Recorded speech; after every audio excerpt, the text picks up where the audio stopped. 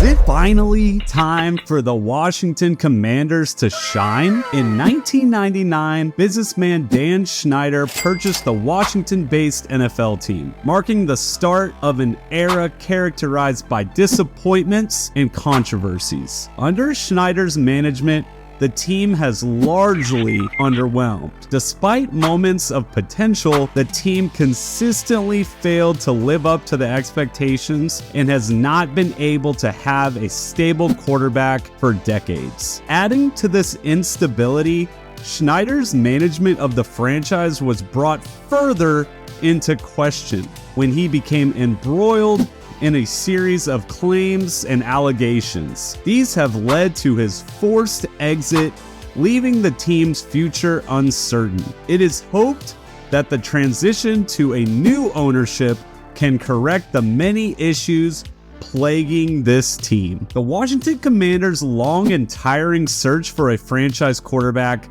remains a defining narrative for the team. Robert Griffin III was once a beacon of hope, but a career-ending knee injury halted those dreams.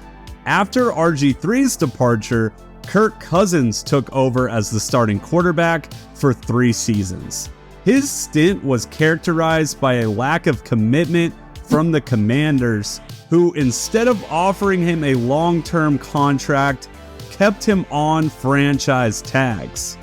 This led Cousins to move teams and sign a significant deal with the Minnesota Vikings, where he has since flourished as one of the league's top 15 quarterbacks. The most disappointing among these quarterbacks was Carson Wentz, whose stint with the Commanders brought in tons of hype that ultimately ended as an undeniable failure. The elusive search for a franchise quarterback continues to be a significant challenge for this team. The Commanders' success now rests heavily on the performance of Sam Howell, a quarterback with a checkered past but an undeniable potential.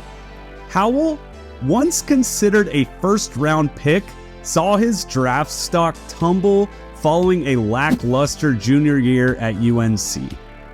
His fall to the 5th round of the 2022 NFL Draft was a surprising turn of events. Now, he's got a big task of breathing life into the Commanders' offense under the guidance of highly regarded offensive coordinator Eric Bieniemy. Howell certainly has talent with a strong arm and great accuracy.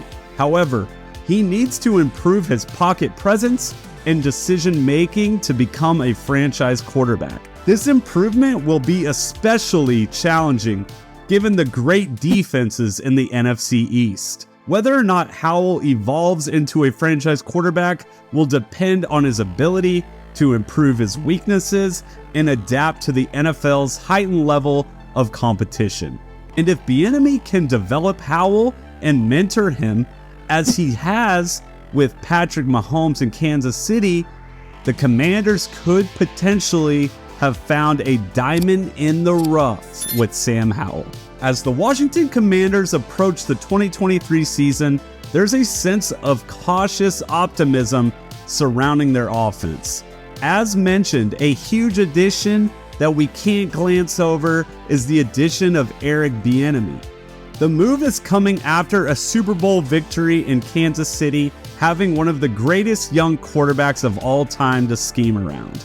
There is no doubt that Bieniemy was a huge reason that the Chiefs had such a strong offense for so long. He's known for coming up with innovative plays and getting the most out of the unique skill sets of his players. Because of this, his move to the Commanders could mean great things for this offense. Bieniemy's experience and history of creating winning offenses could be just what the Commanders need to get the most out of their quarterback and young wide receiving core for years to come. Speaking of their wide receiving core, this is a major bright spot for the Commanders, as they have one of the best wide receiving trios in the NFL, with Terry McLaurin, Curtis Samuel, and Jahan Dotson. These 3 highly skilled players have shined even with poor quarterback play in the past years.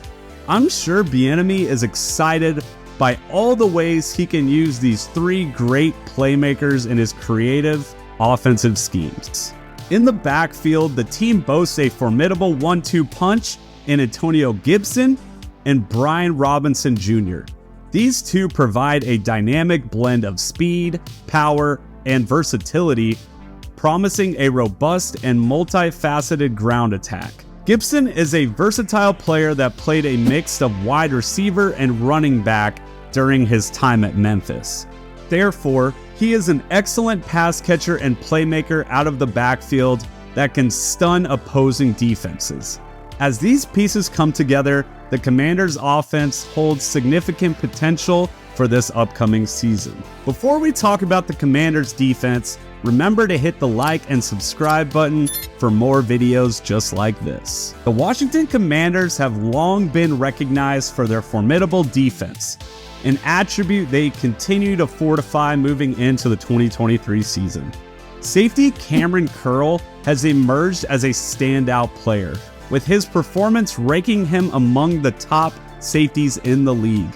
A significant new addition to the secondary is Emmanuel Forbes, who was selected with the 16th pick in the 2023 NFL Draft.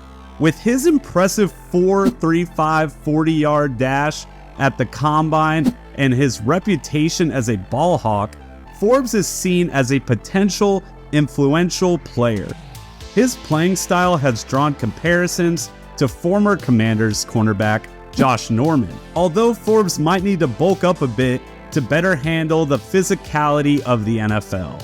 The cornerstone of the Commanders' defense remains their pass rush, powered by the trio of Montez Sweat, Jonathan Allen, and Chase Young. I, for one, am excited to finally see a fully healthy Chase Young after missing the majority of 2 seasons due to an ACL tear in the 2021 season. He is still only 24 years old and could be the elite pass rushing force the Commanders need to become that next level defense. The team hopes to see Young return to his stellar rookie season form as they contemplate offering him a long-term contract amidst trade rumors.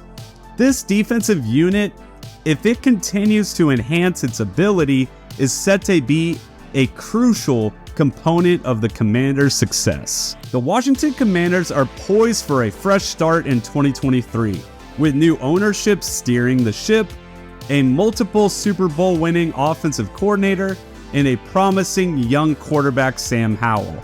There's a palpable sense of rejuvenation around the franchise. However, the path to success will not be an easy one. The Commanders find themselves contending in one of the toughest divisions in the NFL, the NFC East, which boasted 3 2022 playoff teams: the Dallas Cowboys, the Philadelphia Eagles, and the New York Giants.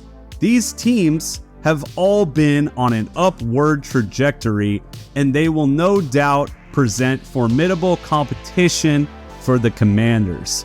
The challenge for the Commanders is not only to revive their own performance, but also to compete against rising standards in their own division. Let us know in the comments how many games the Commanders will win this season. And as always, thanks for watching Real Friends in Football, and don't forget to subscribe for more videos just like this.